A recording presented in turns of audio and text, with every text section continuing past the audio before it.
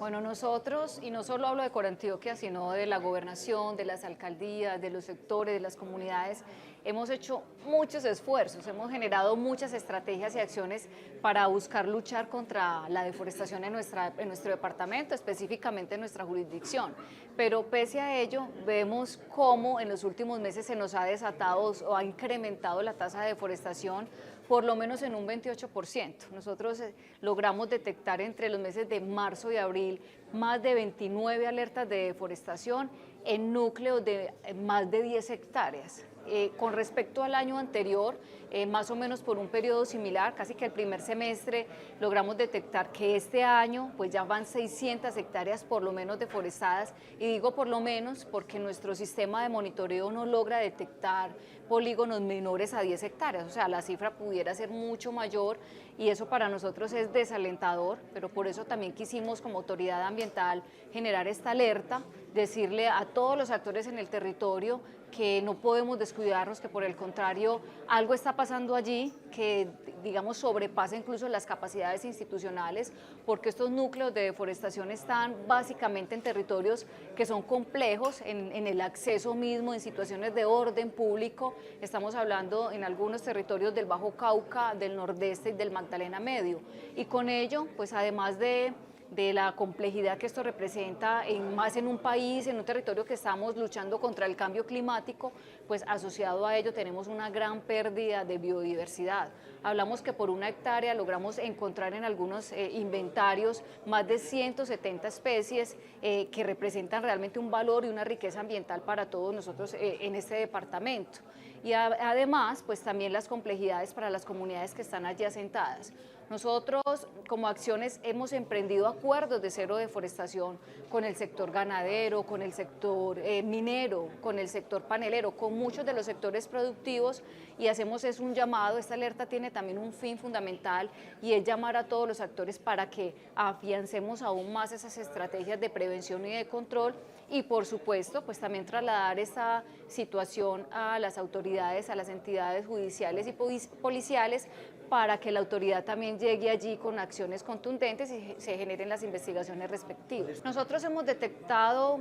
la expansión de la frontera agrícola y pecuaria. También podemos hablar, solo que aún tener esos datos concretos es complejo para nosotros, pero lo hemos también tramitado hacia la gobernación.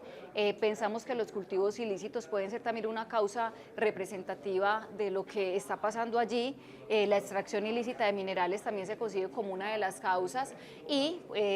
lamentablemente cree uno que muchos de los tenedores o los poseedores de estos territorios, de estos predios, con el ánimo de mostrar que están siendo utilizados, pues generan las quemas. Ahorita lo hablaba una de mis compañeras, ni siquiera es que aprovechen la madera, solo hacen la quema para mostrar que ese terreno, ese predio está en uso, y generar allí, digamos, mostrar una intervención. Nosotros tenemos la capacidad de individualizar quién es el propietario de cada uno de esos predios, pero también entendemos que no todos los propietarios ni siquiera conocen qué es lo que está pasando allí, porque son territorios muy lejanos, donde muchas veces no han podido ni siquiera ellos mismos como propietarios acceder, pero que necesariamente las autoridades tenemos que estar allí, y por eso esta alerta, un llamado al acompañamiento del gobierno nacional, que tiene la lucha contra la deforestación priorizada, que el Amazonas necesita la atención, pero que nosotros también en Antioquia necesitamos un acompañamiento y recursos, porque esto tiene, digamos, dos caras, dos bloques. Uno, el ejercicio de la autoridad ambiental,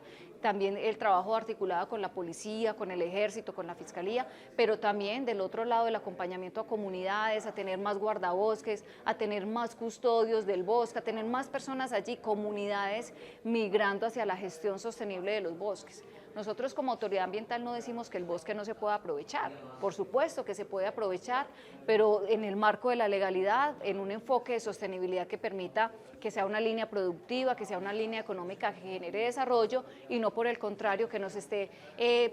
dificultando y que esté generando unas pérdidas ambientales como las que hoy tenemos. Mientras estamos conversando, pues están generando una tala indiscriminada y estamos perdiendo mucha capacidad en términos de fauna y de flora en ese territorio, y estamos desconectando los territorios. Por ejemplo, todos nos preocupamos y nos duele mucho cuando vemos la caza de animales o lo que sucedió con el jaguar hace unos días. Esto se da pues porque hemos llegado a ese territorio que es su casa natural, con diferentes actividades antrópicas y que no estamos buscando conectar los territorios. Entonces, Corantioquia hace un llamado a toda la institucionalidad, a la comunidad, al sector privado, para que enfaticemos en esas estrategias de prevención y de control frente a la deforestación que estamos